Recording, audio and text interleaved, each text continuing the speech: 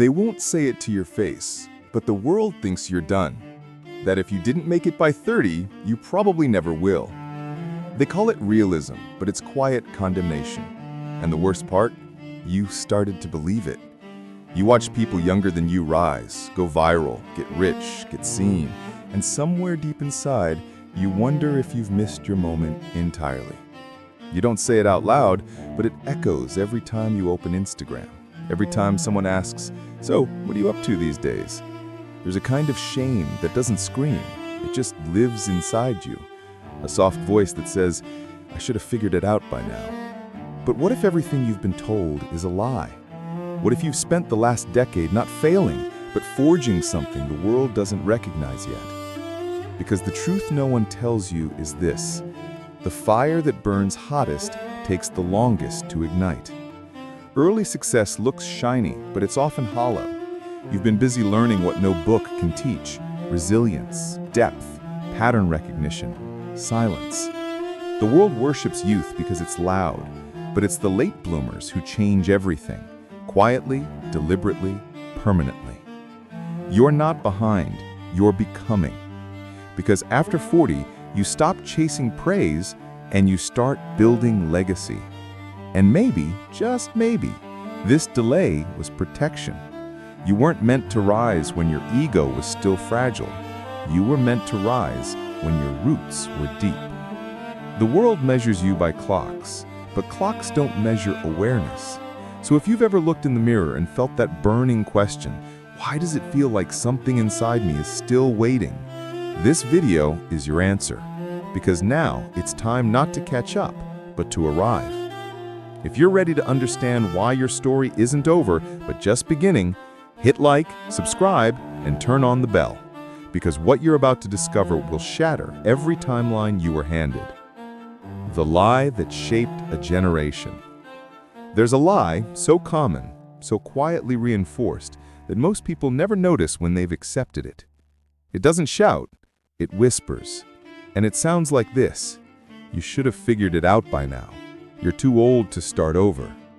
That ship has sailed. You hear it in family dinners, in casual conversations, in the way someone says, "He's still chasing that," as if ambition had an expiration date. No one ever says it directly, but it's written everywhere, in Hollywood, in job applications, in the tech industry's obsession with 20-year-old billionaires. The message is simple: if you haven't succeeded by 30, you're already late. And if you're over 40 and still evolving, still dreaming, still trying, the world doesn't see that as strength. It sees it as failure dressed in delusion. But let's pause. Who taught us that life peaks in our youth? Who decided that your best ideas, your sharpest insights, and your most impactful years had to happen before the age when your brain even fully matures? It's fiction, sold as fact. And we bought it because we were young. And when you're young, you believe speed equals success. You believe hype means greatness. You believe the spotlight must be earned fast or it won't be earned at all. And so we sprinted, not to build something real, but to catch up with everyone else's timeline. That sprint wasn't success. It was fear. Fear of being left behind. Fear of being the only one still unsure, still invisible, still building. But here's the truth that burns through the lie. You didn't fail. You were misled.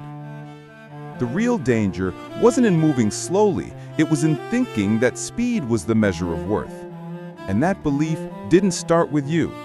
It was programmed into you, one repetition at a time. Napoleon Hill called this the law of cosmic habit force, the idea that any thought, if repeated long enough, becomes internal law. It becomes your autopilot. The voice in your head saying, "It's too late," that's not your intuition. That's not realism. That's residue. Leftover programming installed by a culture that confuses youth with value. But let's look closer. What does youth actually bring? Energy? Yes. Confidence? Maybe. But also inexperience, fragile identity, external dependence. The truth is, most early success is built on shaky ground, a fragile self-worth tied to praise, a hustle that's more performance than purpose. The people who win fast often flame out faster because they built for applause, not for meaning. And yet here you are, maybe slower, maybe doubting, but still here, still asking, is it really over? Or is there still something in me worth building? The answer is yes. But to get there, you have to destroy the timeline you were handed. You have to realize you're not running late. You're just no longer following someone else's schedule. And that is freedom. The science of self-sabotage. Your mind isn't your enemy, but it obeys your worst voice unless you train it otherwise. Most people think the struggle is external, money, time, opportunity. But the real enemy? The daily script you repeat without noticing.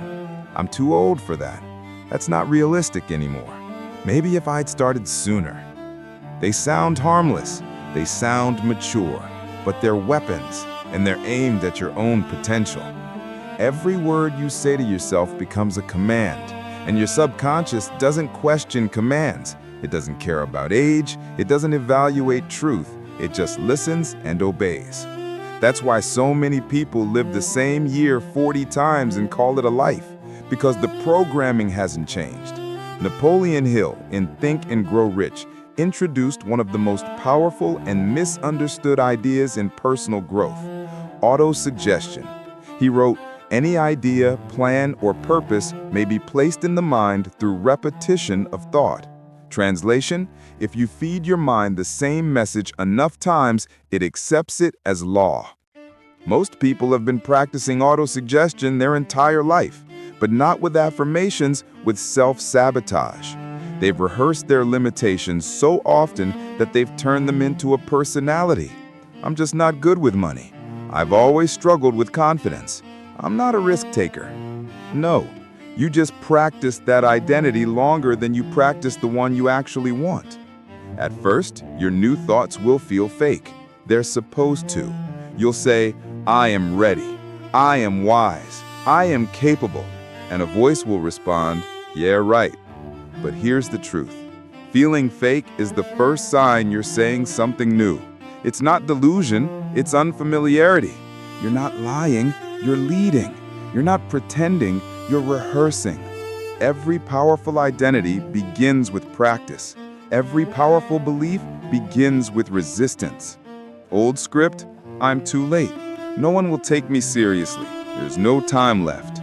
New script, I'm not late. I'm precisely on time. My scars are experience. My delays are depth. I'm not behind, I'm prepared. You don't need to believe it fully at first. You just need to say it daily, deliberately, even if your voice shakes. Because eventually, the old self gets tired. It stops arguing. And that's when the new self starts to take over. Carl Jung's secret, why transformation happens after 40. Carl Jung called it individuation, the process of becoming your true self. And here's the part nobody tells you. Individuation rarely happens in your 20s because in your 20s, you're still wearing masks handed to you by society.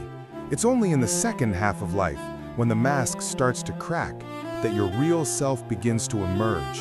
When youth burns out, awareness ignites. And from that fire, something terrifying and sacred is born: authenticity. Success without suffering creates arrogance. Success after failure creates humility. One builds entitlement, the other builds endurance. Immature success is obsessed with being seen. Earned wisdom is obsessed with substance. And in a world drowning in surface-level success, the person who moves in silence but builds something real, that person becomes unshakable. Colonel Sanders was 65 when he founded KFC. He had failed in business, law, sales, even as a gas station operator. But when most would have resigned, he started over, not with energy, but with vision. Vera Wang didn't design her first dress until she was 40. She had been a skater, a journalist, an editor. Only after exploring multiple lives did she find her real one. Today, she's a global icon. The lesson? They didn't bloom late. They bloomed after they were ready. You remember Antonio, the plumber who was fired at 48? In most motivational stories, he just reprograms his mind and becomes successful. But in reality, here's what really happened. Antonio had been everyone's backup plan for years. Always available, always polite, always overlooked. He wasn't fired because he was old. He was fired because he was forgettable. Until one morning, after weeks of depression, he looked in the mirror and whispered a new question. If I wasn't scared, how would I present myself today? That day, he stopped calling himself a plumber. He rebranded as a leak prevention strategist, not fixing problems, but preventing them. He raised his prices, changed his appearance, started publishing short tips on water damage online. At first, no one noticed, but 6 months later, his inbox was full. Today, Antonio runs a team, but more importantly, he runs his story. He's not who he was before. He's not bitter, not loud, not flashy.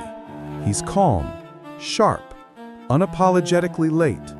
And that's what makes him dangerous, because the world expects the loud ones, the young ones, the fast ones. They never expect the man who was silent and then decided to rise. So here's what you must remember. The late bloomer is not behind. He's forging depth the world doesn't see until it's too powerful to ignore. And when he finally moves, he doesn't sprint. He walks, and every step he takes shakes the ground beneath him. The environmental prison. You can't evolve surrounded by decay. That's not a metaphor. It's a law. You can read all the books, reprogram your self-talk, visualize your rebirth every morning. But if you go back to a room full of voices that speak in limitation, fear, and resignation, you will sink. Not because you're weak, but because environment always wins over willpower. Toxic environments rarely look toxic.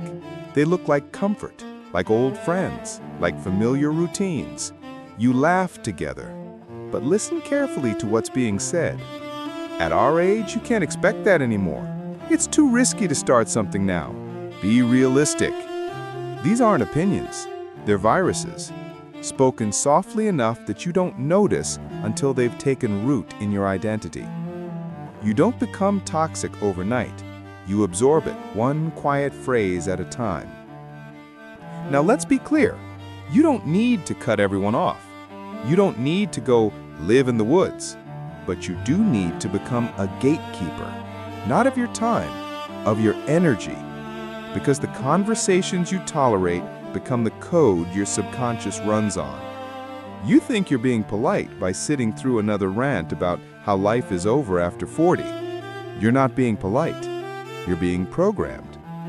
And there's a difference between setting emotional boundaries and suppressing your emotions. Boundaries say, I still care about you, but I can't afford your influence right now. Suppression says nothing.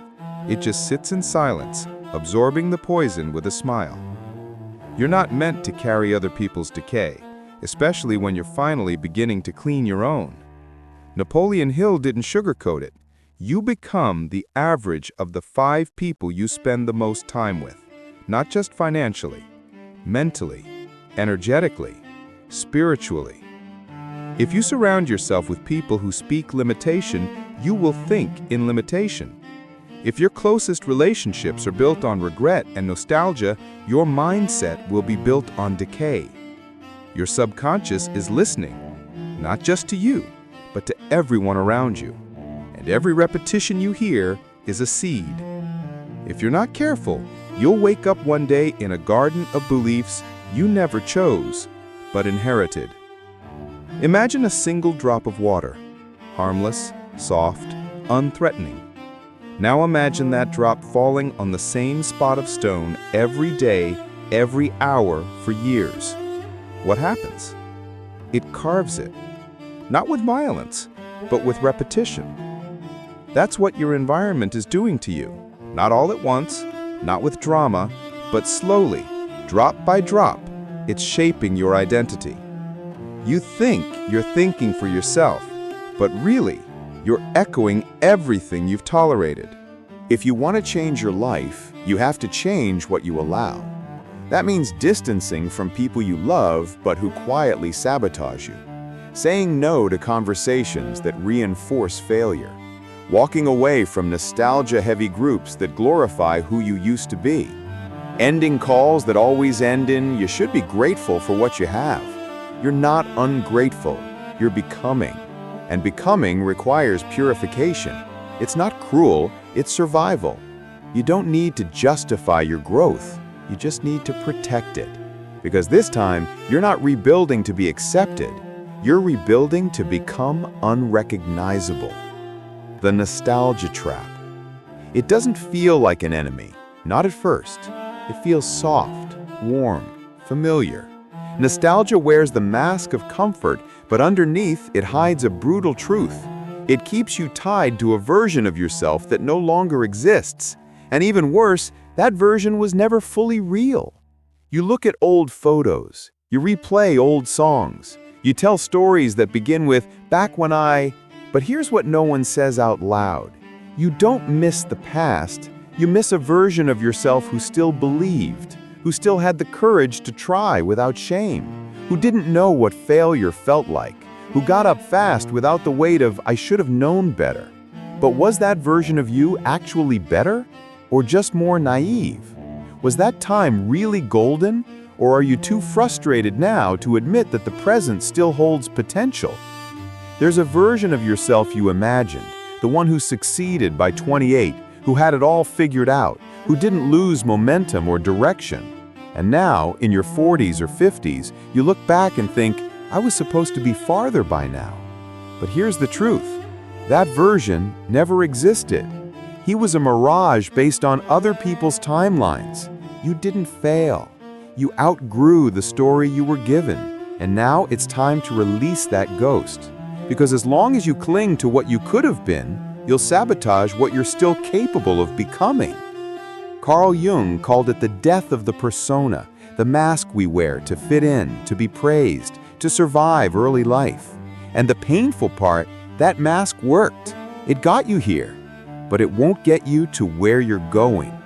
True growth requires grief, not just for the time you lost, but for the person you were and can no longer afford to be. Letting go of him isn't betrayal, it's reinvention. It's easy to worship who you were. It's harder to surrender to who you're becoming. But ask yourself honestly, is that past version helping you build, or is it quietly destroying your ability to evolve? Because if what you were doesn't help you build, then it's destroying you. And sometimes the bravest thing you can say is, "Thank you for getting me this far, but I'm not that person anymore." Then close the photo album, stop playing the old playlist, and walk forward, even if you don't yet know who you're walking into. Because the future doesn't belong to who you were, it belongs to the one who's willing to rise without reference. The void, where transformation lives. There's a moment in every real transformation that almost no one talks about. It's not dramatic, it's not inspiring, it doesn't look good on camera, but it's where everything changes. It's the moment when you've let go of who you used to be, but haven't yet become who you're meant to be. It's the void, the identity limbo, the season of invisibility. No titles, no certainty, no applause. You're no longer fueled by old dreams, but the new ones aren't clear yet. You're no longer accepted by the old crowd, but you haven't found your people yet either. This is the part where most give up, not because they're weak, because they think being undefined means being lost. But that's not true. You're not lost, you're being rewritten. And rewriting takes silence, stillness, unrecognizability. Think of a seed buried underground. No light, no fanfare, no validation. But beneath the surface, everything is changing. Roots are forming. Structure is taking shape. A new identity is being built where no one can see it. That's what this season is. A quiet rebellion. A sacred reconstruction. It's not glamorous, but it's powerful. Because when you do finally re-emerge, you don't come back improved. You come back transformed. But here's where it gets dangerous. Even in this silence, you'll be tempted to look sideways, to scroll, to watch, to compare your uncertainty to someone else's highlight reel. You'll see the young ones rising fast, the old friends who figured it out, the people who seem certain, clear, and miles ahead. And you'll start to wonder, what's wrong with me? Why is it taking me so long? But remember this, they're not ahead. They're just loud. And loud doesn't mean deep. Loud doesn't mean wise. Loud doesn't mean lasting. If you study history, you'll see a pattern. The ones who changed everything disappeared first. They went silent. They were forgotten. They were mocked. Were misunderstood. Then they returned, different, clear, untouchable. They didn't come back as versions of who they were. They came back unrecognizable. And so will you. But only if you endure the silence. Only if you survive the part of your story that has no applause. So if you're in this space right now, this confusing, quiet, lonely middle, don't rush it. Don't escape it. Don't numb it. Because this isn't a breakdown. It's a remodel. And the you that's emerging won't need to announce himself. He'll walk into rooms that once ignored him and change the entire temperature without saying a word. Why the world needs late bloomers now. The world is moving fast, but it's not going deeper.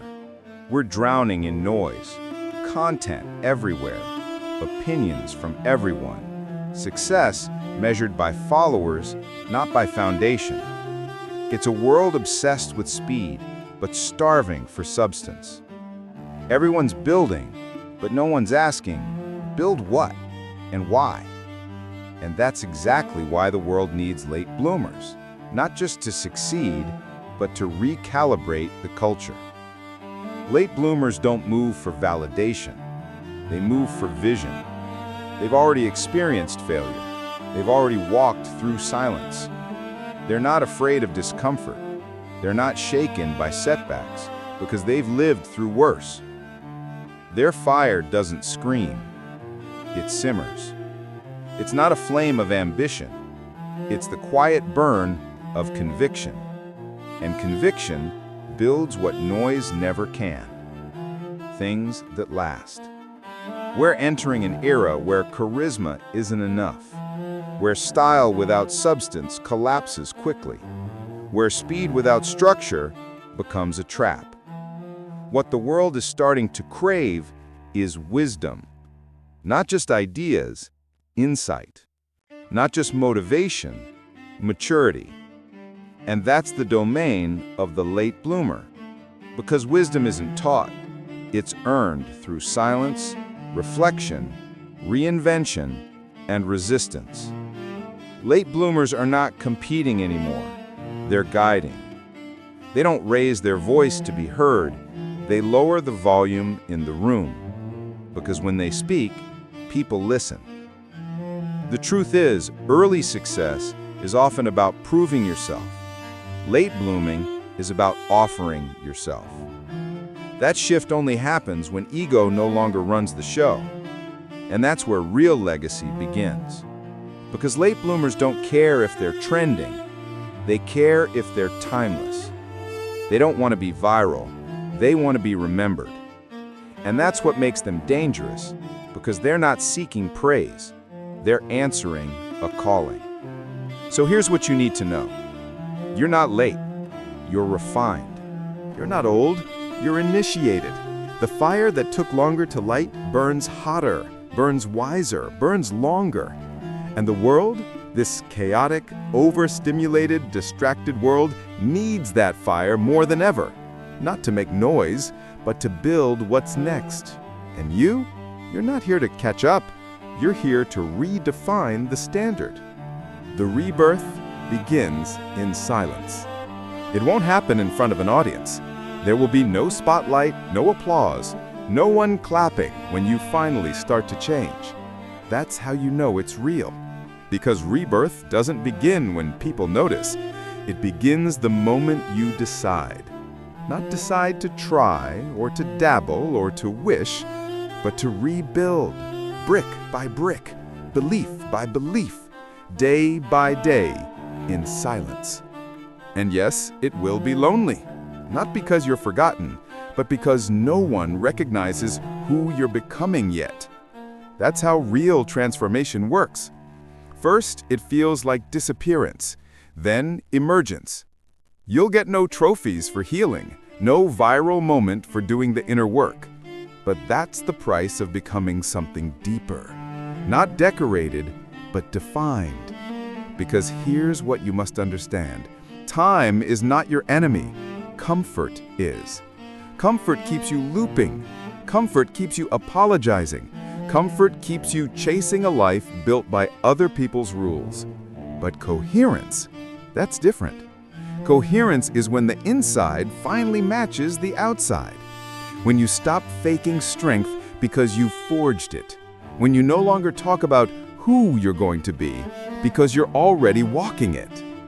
So if you're quiet right now, if you're off the radar, if no one sees the work you're doing, good, stay there.